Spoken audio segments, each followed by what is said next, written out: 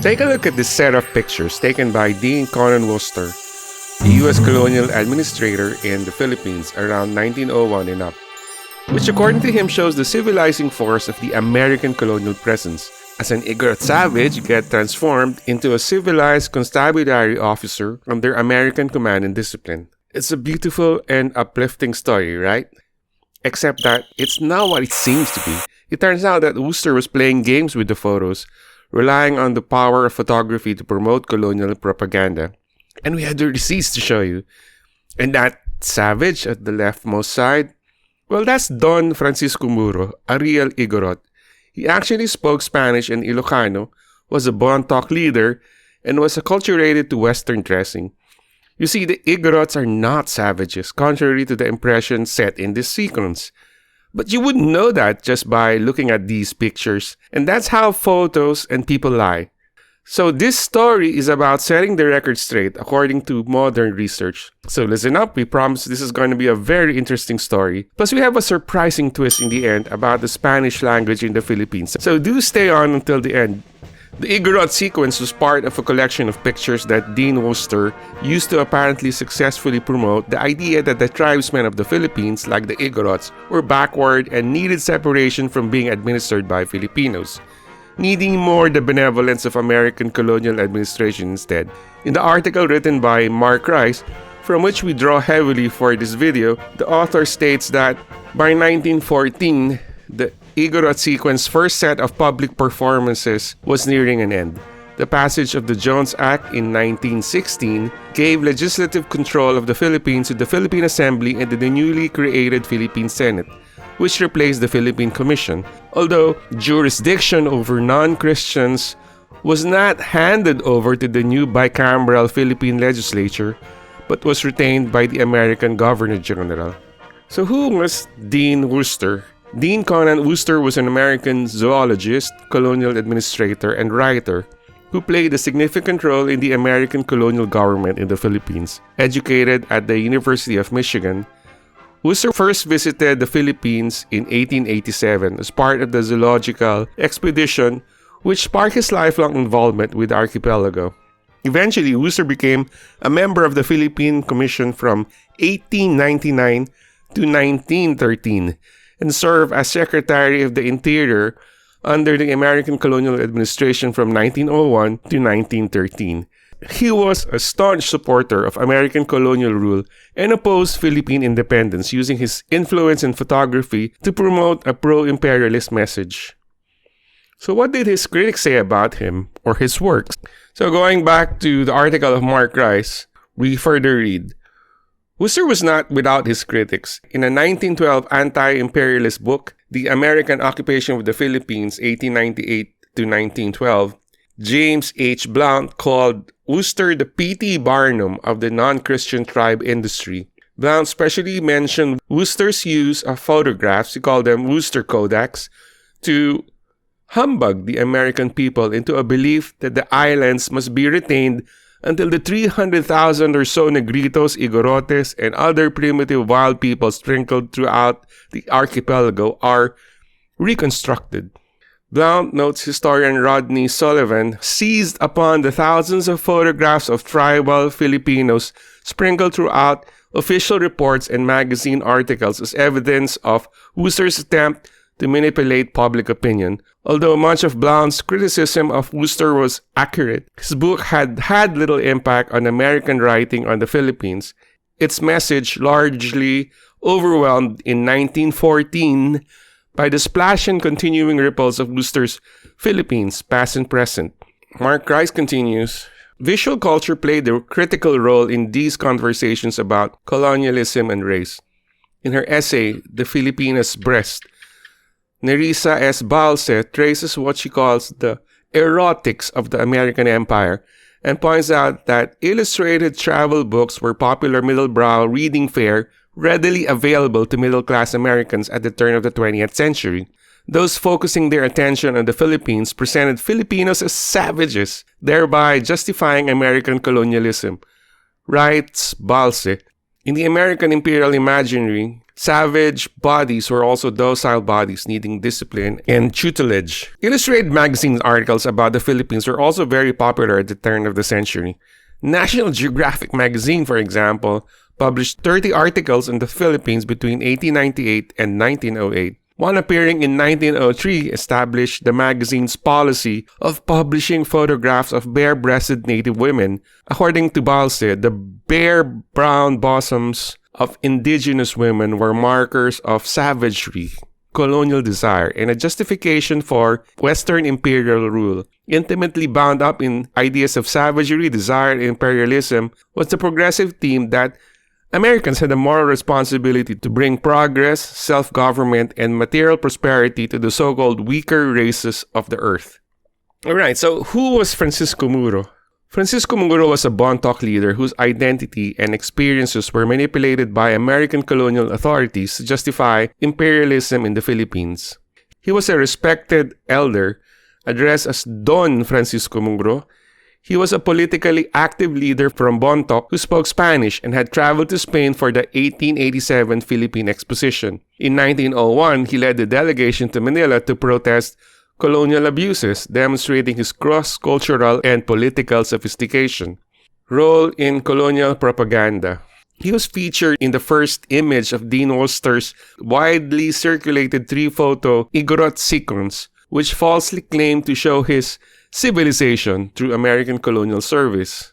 Worcester's captions omitted Muro's Spanish fluency, European travels, and political activism, reframing him as a savage transformed by American rule. Worcester's photos of Muro were instrumental in arguing against Philippine self-rule, including during the 1914 congressional testimony against independence. Now let's turn to Kramer via Mark Rice, who notes the following. Kramer notes that the exhibition of Igorots at the 1904 World's Fair drew comparisons with the Madrid Exposition, particularly among Filipino critics. Just like the Spaniards they had displaced, the Americans were using the island's non-Christian peoples to cynically misrepresent Filipinos on the whole as savages, requiring indefinite colonial rule. Kramer points out the misleading representation of Igorots in 1887, quoting one observer of the exposition, "The Igorots are neither savage nor irrational." As an historian of those provinces told us, they were susceptible to modern civilization, some being somewhat enlightened and others of notable intelligence, such as the party's leader who speaks Spanish correctly, has a vast knowledge of geography and commerce, and knows Latin, Ilocano, and other dialects. Okay, very quickly, how many of you speak Spanish and Latin and have a vast knowledge of geography and commerce? And this was before Google and before all of these apps. Not a lot, right? So you see, the Igorot people were not and are not savages. So how did Muro and Worcester meet? Let's hear it again from Mark Rice, who writes that a diary kept by Worcester in the first half of 1901 reveals the specific circumstances of how and when the first 2 photographs came into being. On February 6, 1901, Worcester tells about a delegation of Igorots who had traveled from Bontoc to Manila to see the city and to meet with Worcester and other members of the Philippine Commission to air their grievances about political and economic corruption taking place in Bontoc province. Worcester writes, the name of the old fellow who headed the party, who had been to Spain for the former exposition, Don Francisco Muro. In this and in subsequent entries in Worcester's diary, Muro comes across as a respected and politically savvy Bontoc elder who had traveled to Europe and who knew how to seek redress for the problems in Bontoc. This is a far cry from being simply a head-hunting savage, as Worcester called him in the 1910 report, or an inexperienced recruit into the constabulary, as Chamberlain would have had his readers believe. The Spanish honorific Don suggests the level of esteem in which he was held. Now, put yourself in Don Francisco's shoes. It's 1901. Imagine yourself going to Manila from Bontoc to talk to the political leaders of the country about political and economic corruption in your area. The American administrator suddenly requests a lot of strange things from you, including taking photos of you and of your delegation, etc., and posting those in media events and spectacles, and making up stories about you to suit his agenda in office, saying that you are savages and need American benevolence.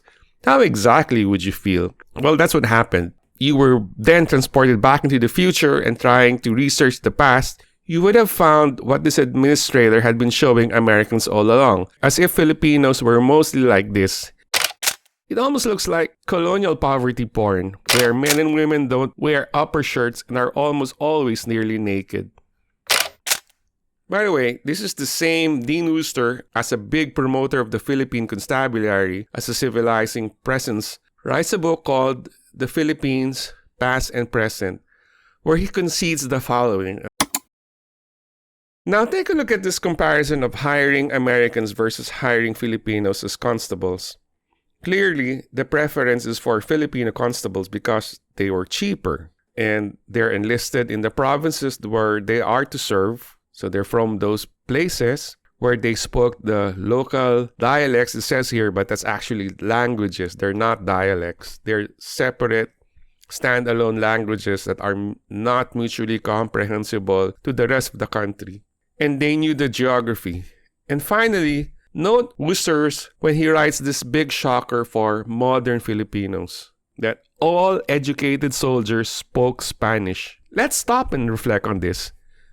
These soldiers are not the elites that modern Filipino presentism normally associate as Spanish speakers. But hey, they were educated. These are the telltale clues hidden in history that tells us that Spanish was actually spoken and more widespread than modern Filipinos believe.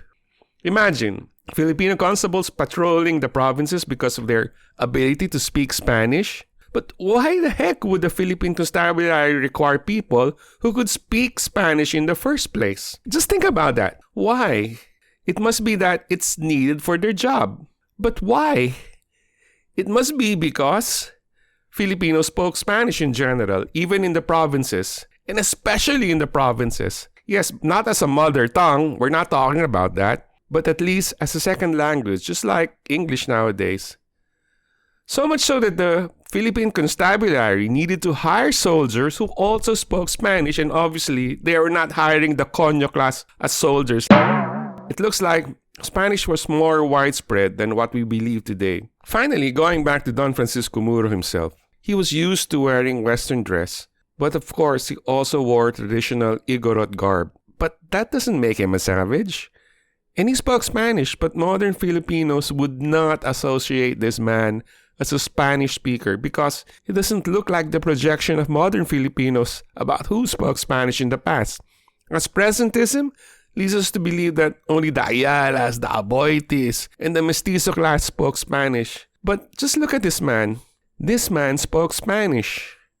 So no, the Igorots were not savages. Yes, Filipinos spoke Spanish, and that it was widespread enough that the Americans hired educated Filipino soldiers who also spoke Spanish for duty in the provinces. And Don Francisco Muro? Clearly an educated Igorot man despite the appearances that Worcester was projecting.